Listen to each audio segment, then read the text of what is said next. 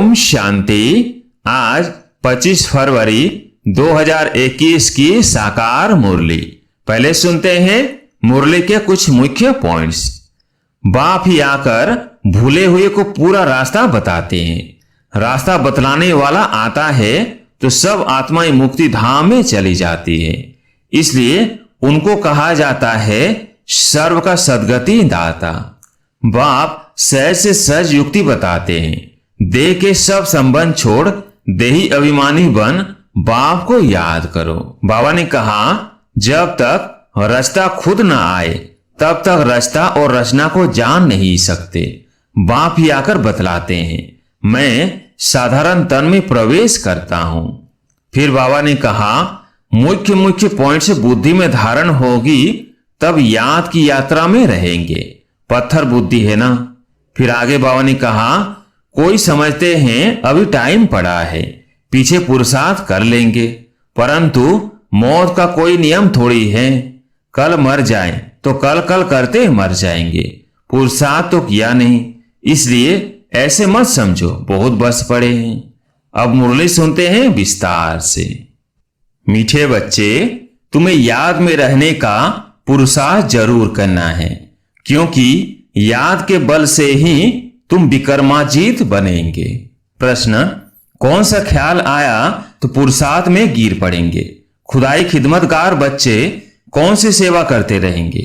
उत्तर, कई बच्चे समझते हैं अभी टाइम पड़ा है, पीछे पुरुषार्थ कर लेंगे, परंतु मौत का नियम थोड़ी है, कल कल करते मर जाएंगे। इसलिए ऐसे मत समझो बहुत वर्ष पड़े हैं, पिछाड़ी में गैलप कर लेंगे। यह ख्याल और ही गिरा देगा। जितना हो सके याद में रहने का पुरुषार्थ कर श्रीमत पर अपना कल्याण करते रहो। रूहानी खुदाई खिदमतगार बच्चे रूहों को सैल्वेज करने, पतितों को पावन बनाने की सेवा करते रहेंगे। गीत है ओम नमः शिवाय। ओम शांति। यह तो बच्चों को समझाया गया है। निराकार बाप साकार बिगर कोई भी कर्म नहीं कर सकते हैं, पाठ बजा नहीं सकते। रूहानी बाप आकर ब्रह्मा द्वारा रूहानी बच्चों को समझाते हैं। योग बल से ही बच्चों को शतो प्रधान बनना है, फिर शतो प्रधान विश्व का मालिक बनना है। यह बच्चों की बुद्धि में है। कल्प कल्प बाप आकर के राजयोग सिखलाते हैं। ब्रह्मा द्वारा आकर आदि सनातन देवी देवता धर्म की स्थापना करते हैं, यानी मनुष्य को देवता बनाते हैं। मनुष्य जो देवी देवता थे सो अब बदलकर शूद्र पतित बन पड़े हैं। भारत जब पारसपुरी था तो पवित्रता सुख शांति सब थी। यह 5000 वर्ष की बात है। एक्यूरेट हिसाब किताब बाप बेट समझाते हैं। ऊंचे ऊंच तो कोई है नहीं। सृष्टि व झाड़ जिसको कल्प वृक्ष कहते हैं, उसके आदि मध्य अंत का राज बाप ही बता सकते हैं। भारत का जो देवी देवता धर्म था वो अब प्राय लोप हो गया है। देवी देवता धर्म तो अभी रहा नहीं है। देवताओं के चित्र जरूर है, यह तो भारतवासी जानते हैं। सतयुग में लक्ष्मी नारायण का राज्य था। भल शास्त्रों में यह भूल कर दी है जो कृष्ण को द्वापर में ले गए हैं। बाप ही आकर भूले हुए को पूरा रास्ता बताते हैं। रास्ता बतलाने वाला आता है तो सब आत्माएं मुक्ति धाम में चली जाती है। इसलिए उनको कहा जाता है सर्व का सद्गति दाता। रास्ता एक ही होता है, एक ही सृष्टि है। वर्ल्ड की हिस्ट्री ज्योग्राफी एक ही है, वो रिपीट होती रहती है। सतयुग, त्रेता, द्वापर, कलयुग, फिर होता है संगम युग। कलयुग में है पतित, सतयुग में है पावन। सतयुग होगा तो जरूर कलयुग विनाश होगा। विनाश से पहले स्थापना होगी। सतयुग में तो स्थापना नहीं होगी।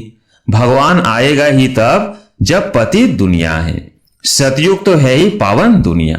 पतित दुनिया को पावन दुनिया बनाने भगवान को आना पड़ता है। अब बाप सहज से सहज युक्ति बताते हैं। देह के सब संबंध छोड़ देही अभिमानी बन बाप को याद करो। कोई एक तो पतित पावन है ना। भक्तों को फल देने वाला एक ही भगवान है। भक्तों को ज्ञान देते हैं। पतित दुनिया में ज्ञान सागर ही आते हैं पावन बनाने के लिए। पावन बनते हो योग से, बाप बिगर तो कोई पावन बना ना सके, बाप बिगर तो कोई पावन बना ना सके। ये सब बातें बुद्धि में बिठाई जाती है औरों को समझाने के लिए। घर घर में संदेश देना है, ऐसे नहीं कहना है कि भगवान आया है। बड़ा युक्ति से समझाना होता है।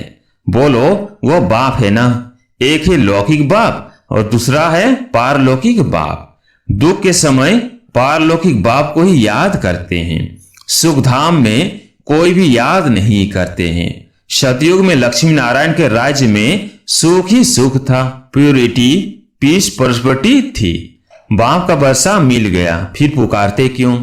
आत्मा जानती है हमको सुख है, यह तो कोई भी कहेंगे वहां सुख ही सुख है। बाप ने दुख के लिए तो सृष्टि नहीं रची है, यह बना बनाया खेल है। जिनका पाठ पिछाड़ी में है, 2 से 4 जन्म लेते हैं, वह जरूर बाकी समय शांति में रहेंगे। बाकी ड्रामा के खेल से ही निकल जाए यह हो नहीं सकता। खेल में तो सबको आना होगा। 1-2 जन्म मिलते हैं तो बाकी समय जैसे कि मोक्ष में है। आत्मा पाठधारी है ना, कोई आत्मा को ऊंच पाठ मिला हुआ है, कोई को कम। यह भी अभी तुम जानते हो। गाया जाता है ईश्वर का कोई अंत नहीं पा सकते, बाप ही आकर अंत देते हैं, रचता और रचना के आदि मध्य अंत का। जब तक रचता खुद न आए तब तक रचता और रचना को जान नहीं सकते। बाप ही आकर बतलाते हैं, मैं साधारण तन में प्रवेश करता हूं। मैं जिसमें प्रवेश करता हूं वो अपने जन्मों को नहीं जानते। उनको बैठ 84 जन्मों की कहानी सुनाता हूं। कोई के पाठ में चेंज नहीं हो सकती। यह बना बनाया खेल है। यह भी किसकी बुद्धि में नहीं बैठता है। बुद्धि में तब बैठे जब पवित्र होकर समझे। अच्छी रीति समझने के लिए ही 7 रोज भट्टी है। भागवत आदि भी 7 दिन रखते हैं। यह भी समझ में आता है। कम से कम 7 दिन के सिवाय कोई समझ नहीं सकेंगे। कोई कोई तो अच्छा समझ लेते हैं, कोई कोई तो 7 रोज समझकर भी कुछ नहीं समझते। बुद्धि में बैठता नहीं। कह देते हैं हम तो 7 रोज आया, हमारी बुद्धि में कुछ बैठता नहीं। ऊंच पद पाना नहीं होगा तो बुद्धि में बैठेगा नहीं। अच्छा, फिर भी उनका कल्याण तो हुआ ना। प्रजा तो ऐसे ही बनती है। बाकी राज्य भाग्य लेना, उसमें तो गुप्त मेहनत है। बाप को याद करने से ही विकर्म विनाश होते हैं। अब करो ना करो, परंतु बाप का डायरेक्शन यह है, प्यारी वस्तु को तो याद किया जाता है ना। भक्ति मार्ग में भी गाते हैं, हे पतित पावन आओ। अब वो मिला है, कहते हैं मुझे याद करो तो कट उतर जाएगी। बादशाही सहज थोड़ी मिल सकती, कुछ तो मेहनत होगी ना। याद में ही मेहनत है। मुख्य है याद की यात्रा। बहुत याद करने वाले कर्मातीत अवस्था को पा लेते हैं। पूरा याद न करने से विकर्म विनाश नहीं होंगे। योग बल से ही विकर्माजीत बनना है। आगे भी योग बल से ही विकर्मों को जीता है। लक्ष्मी नारायण इतने पवित्र कैसे बने, जबकि कलयुग अंत में कोई पवित्र नहीं है। इसमें तो साफ है। यह गीता के ज्ञान का एपिसोड रिपीट हो रहा है। शिव भगवानुवाच, भूले तो होती रहती है ना। बाप ही आकर अभूल बनाते हैं। भारत के जो भी शास्त्र हैं वो है भक्ति मार्ग के। बाप कहते हैं मैंने जो कहा था वो किसको भी पता नहीं है। जिन्हों को कहा था उन्होंने पद पाया। 21 जन्मों की प्रारब्ध पाई, फिर ज्ञान प्राय लोप हो जाता है। तुम ही चक्र लगाकर आए हो। कल पहले जिन्होंने सुना है वही आएंगे। अभी तुम जानते हो हम सैंपलिंग लगा रहे हैं मनुष्य को देवता बनाने का। यह है देवी झाड़ का सैंपलिंग। वो लोग फिर उन झाड़ों का सैंपलिंग बहुत लगाते रहते हैं। बाप आकर कॉन्ट्रास्ट बताते हैं। बाप देवी फूलों का सैंपलिंग लगाते हैं, वे तो जंगल का सैंपलिंग लगाते रहते हैं। तुम दिखाते भी हो कौरव क्या करत भये, पांडव क्या करत भये। उनके क्या प्लेन हैं और तुम्हारे क्या प्लेन से हैं। वो अपना प्लेन बनाते हैं कि दुनिया बढ़े नहीं। फैमिली प्लानिंग करे जो मनुष्य जास्ती ना बढ़े, उसके लिए मेहनत करते रहते हैं। बाप तो बहुत अच्छी बात बतलाते हैं, अनेक धर्म विनाश हो जाएंगे और एक ही देवी देवता धर्म की फैमिली स्थापन करते हैं। सतयुग में एक ही आदि सनातन देवी देवता धर्म की फैमिली थी और इतनी फैमिलीज थी नहीं। भारत में कितनी फैमिली है? Gujarati family, Maharashtrian family. वास्तव में भारतवासियों की एक फैमिली होनी चाहिए। बहुत फैमिलीज होंगी तो जरूर आपस में खींच-पीट ही रहेगी, फिर सिविल वार हो जाती है। फैमिली में भी सिविल वार हो जाती है।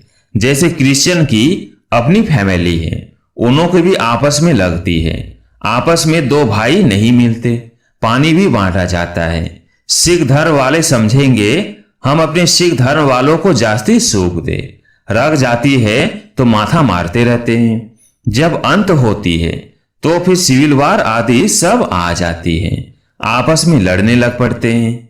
विनाश तो होना ही है, बॉम्ब से ढेर बनाते रहते हैं। बड़ी लड़ाई जब लगी थी जिसमें 2 बॉम्ब से छोड़े थे, अभी तो ढेर बनाए हैं। समझ की बात है ना, तुमको समझाना है।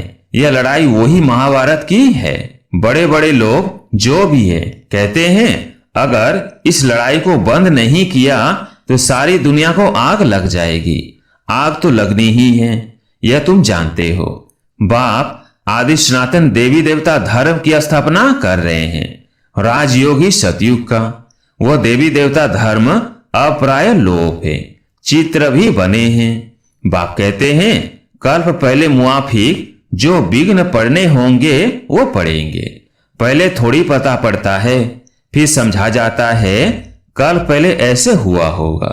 यह बना बनाया ड्रामा है। ड्रामा में हम बांधे हुए हैं। याद की यात्रा को भूल नहीं जाना चाहिए। इनको परीक्षा कहा जाता है। याद की यात्रा में ठहर नहीं सकते हैं, थक जाते हैं। गीत है ना, रात के राही थक मत जाना। इसका अर्थ कोई समझ ना सके। यह है याद की यात्रा, जिससे रात पूरी हो दिन आ जाएगा। आधा कल्प पूरा हो फिर सुख शुरू होगा। बाप ने ही मन मना भाव का अर्थ भी समझाया है। सिर्फ गीता में कृष्ण का नाम डालने से वह ताकत नहीं रही है। अब कल्याण तो सबका होना है। गोया हम सब मनुष्य मात्र का कल्याण कर रहे हैं, भारत खास और दुनिया आम। सबका श्रीमत पर हम कल्याण कर रहे हैं। कल्याणकारी जो बनेंगे तो वर्षा भी उनको मिलेगा। याद की यात्रा के सिवाय कल्याण हो न सके। अभी तुमको समझाया जाता है, वो तो बेहद का बाप है। बाप से वर्षा मिला था। भारतवासियों ने ही 84 जन्म लिए हैं। पुनर्जन्म का भी हिसाब है। कोई समझते नहीं कि 84 जन्म कौन लेते हैं। अपने ही श्लोक आदि बनाकर सुनाते रहते हैं। गीता वही, टीकाएं अनेक लिख देते हैं। गीता से तो भागवत बड़ा कर दिया है। गीता में है ज्ञान, भागवत में है जीवन कहानी। वास्तव में बड़ी गीता होनी चाहिए। ज्ञान का सागर बाप है, उनका ज्ञान तो चलता ही रहता है। वो गीता तो आधा घंटे में पढ़ लेते हैं। अभी तुम यह ज्ञान तो सुनते ही आते हो। दिन प्रतिदिन तुम्हारे पास अनेक लोग आते रहेंगे, धीरे धीरे आएंगे। अभी अगर बड़े बड़े राजाएं आ जाए फिर तो देरी न लगे, झट आवाज निकल जाए। इसलिए युक्ति से धीरे धीरे चलता रहता है। यह है ही गुप्त ज्ञान। किसको पता नहीं है कि यह क्या कर रहे हैं। रावण के साथ तुम्हारी युद्ध कैसे हैं, यह तो तुम ही जानो और कोई जान ना सके। भगवानुवास तुम शतो प्रधान बनने के लिए मुझे याद करो तो नाश हो जाएंगे। पवित्र बनो तब तो साथ ले जाऊं। जीवन मुक्ति सबको मिलनी है। रावण राज्य से मुक्ति हो जाएगी। तुम निकते भी हो, हम शिव शक्ति ब्रह्म कुमार कुमारियां श्रेष्ठचारी दुनिया स्थापन करेंगे परमपिता परमात्मा की श्रीमत पर। 5000 वर्ष पहले मुआफिक, 5000 वर्ष पहले श्रेष्ठचारी दुनिया थी। यह बुद्धि में बिठाना चाहिए। मुख्य मुख्य पॉइंट से बुद्धि में धारण होगी तब याद की यात्रा में रहेंगे। पत्थर बुद्धि है ना, कोई समझते हैं अभी टाइम पड़ा है, पीछे पुरुषार्थ कर लेंगे। परंतु मौत का नियम थोड़ी है, कल मर जाए तो कल कल करते मर जाएंगे। पुरुषार्थ तो किया नहीं, इसलिए ऐसे मत समझो बहुत वर्ष पड़े हैं, पिछाड़ी में गैलप कर लेंगे, यह ख्याल और ही गिरा देंगे। जितना हो सके पुरुषार्थ करते रहो। श्रीमत पर हर एक को अपना कल्याण करना है, अपनी जांच करनी है। कितना बाप को याद करता हूं और कितना बाप की सर्विस करता हूं। रूहानी खुदाई खिदमतगार तुम हो ना, तुम रूहों को सैल्वेज करते हो। रूह पति से पावन कैसे बने उसकी युक्तियां बतलाते हैं। दुनिया में अच्छे और बुरे मनुष्य तो होते ही हैं, हर एक का पाठ अपना अपना है। यह बेहद की बात, मुख्य टाल टालियां ही गिनी जाती है, बाकी तो पत्ते अनेक हैं। बाप समझाते रहते हैं, बच्चे मेहनत करो, सबको बाप का परिचय दो तो बाप से बुद्धि योग जुड़ जाए। बाप सब बच्चों को कहते हैं, पवित्र बनो तो मुक्ति धाम में चले जाएंगे। दुनिया को थोड़ी पता है कि महाभारत लड़ाई से क्या होगा। यह ज्ञान यज्ञ रचा गया है, क्योंकि नई दुनिया चाहिए। हमारा यज्ञ पूरा होगा तो सब इस यज्ञ में स्वाहा हो जाएगा। अच्छा, मीठे मीठे सिकिलदेह बच्चों प्रति माता पिता बाप दादा का याद प्यार और गुड मॉर्निंग। रूहानी बाप की रूहानी बच्चों को नमस्ते। हम रूहानी बच्चों की रूहानी बाप दादा को याद प्यार गुड मॉर्निंग नमस्ते नमस्ते। धारणा के लिए मुख्य सार। पहला पॉइंट, यह बना बनाया ड्रामा है, इसलिए विघ्नों से घबराना नहीं है। विघ्नों में याद की यात्रा को भूल नहीं जाना है। ध्यान रहे याद की यात्रा कभी ठहर ना जाए। दूसरा पॉइंट, पारलौकिक बाप का परिचय सबको देते हुए पावन बनने की युक्ति बतलानी है। देवी झाड़ का सैंपलिंग लगाना है। आज प्यारी मीठे बाबा का वरदान, सर्व जिम्मेवारियों के बोझ बाप को देकर सदा अपनी उन्नति करने वाले सहजयोगी भव। सर्व जिम्मेवारियों के बोझ बाप को देकर सदा अपनी उन्नति करने वाले सहजयोगी भव। जो बच्चे बाप के कार्य को संपन्न करने की जिम्मेवारी का संकल्प लेते हैं, उन्हें बाप भी इतना ही सहयोग देते हैं। सिर्फ जो भी व्यर्थ का बोझ है वो बाप के ऊपर छोड़ दो। बाप का बनकर बाप के ऊपर जिम्मेवारियों का बोझ छोड़ने से सफलता भी ज्यादा और उन्नति भी सहज होगी। क्यों और क्या के क्वेश्चन से मुक्त रहो। विशेष फुल स्टॉप की स्थिति रहे तो सहज योगी बन अतिंद्य सुख का अनुभव करते रहेंगे। स्लोगन, दिल और दिमाग में ऑनेस्टी हो तो बाप व परिवार के विश्वासी पात्र बन जाएंगे। दिल और दिमाग में ऑनेस्टी हो तो बाप व परिवार के विश्वासी पात्र बन जाएंगे। अच्छा, ओम शांति।